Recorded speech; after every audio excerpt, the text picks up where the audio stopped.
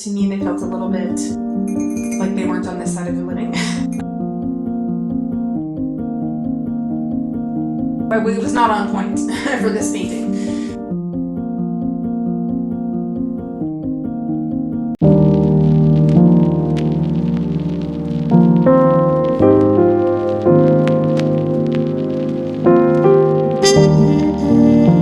Hello everybody, welcome to a new video. Today I'm going to try to improve some of my old art with glazing. When I went to go paint this in Vacant Shadows, I felt like it fell a little bit flat and I was a little bit disappointed in how it came out. And this one has always kind of like stuck with me for some reason.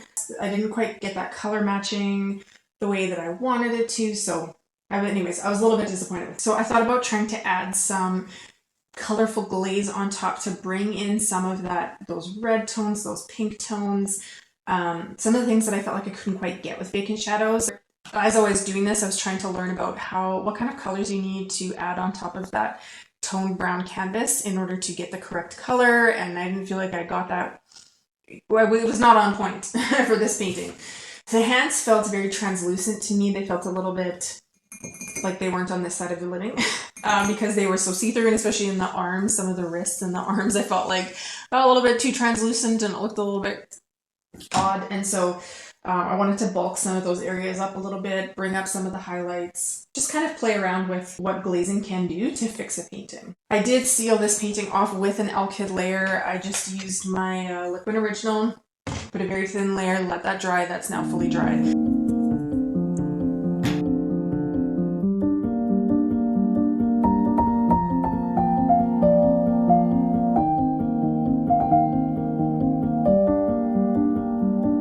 Want to keep the shadows a little bit warmer. I really liked the warmth of the shadows in this one. In my owl painting, which I'll link above as well as in the description box below, I went quite dark with the shadows right away, and I just used Payne's Gray for that, and I felt like it not only added a whole lot more work because I felt like it changed the tones of the lights, and I kind of had to bring up those medium tones. Like I kind of had to repaint some of them in order to make the values right because it was too contrasted almost. So I didn't want to do that with this one. I didn't want to make more work for myself, so I tried really hard to darken the shadows but keep them warm and to not go too dark too fast. So for the first glaze here that I put on top, I actually went probably just one value darker. It's not really that big of a contrast, but I do feel like it brought up some of those lights a little bit. And then with adding some of that color and adding a little bit of highlight to some places in the hand, I feel like that did pretty good with the contrast. So I'm pretty happy with how that worked.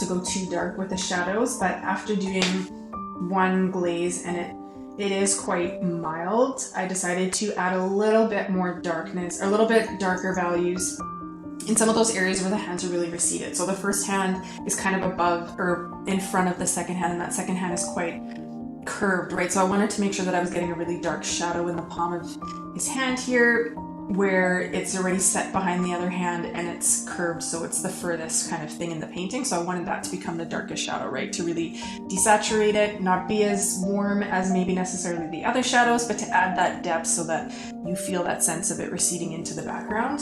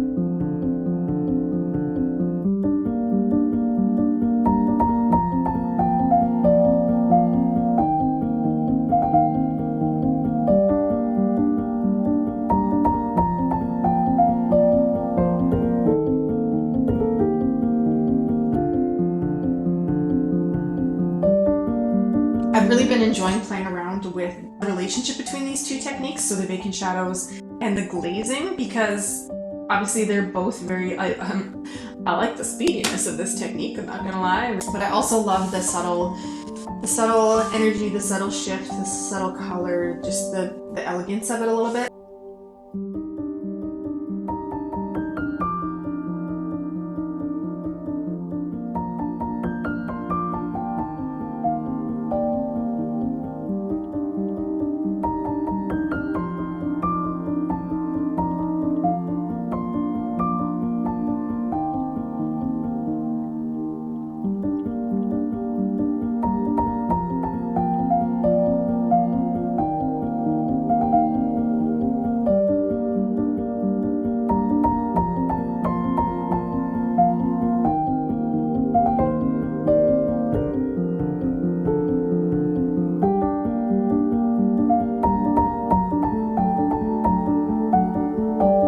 Let me know what you guys think of this. Let me know if you think that it improved it. Did it stay the same? Did it get better? Did I wreck it?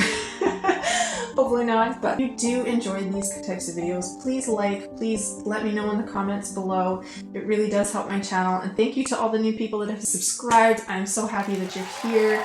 It is just really exciting to see the community growing, and hopefully we can continue to grow, and that would just be fantastic. So have a good one. Thank you so much for watching today's video. Take care, friends. Bye.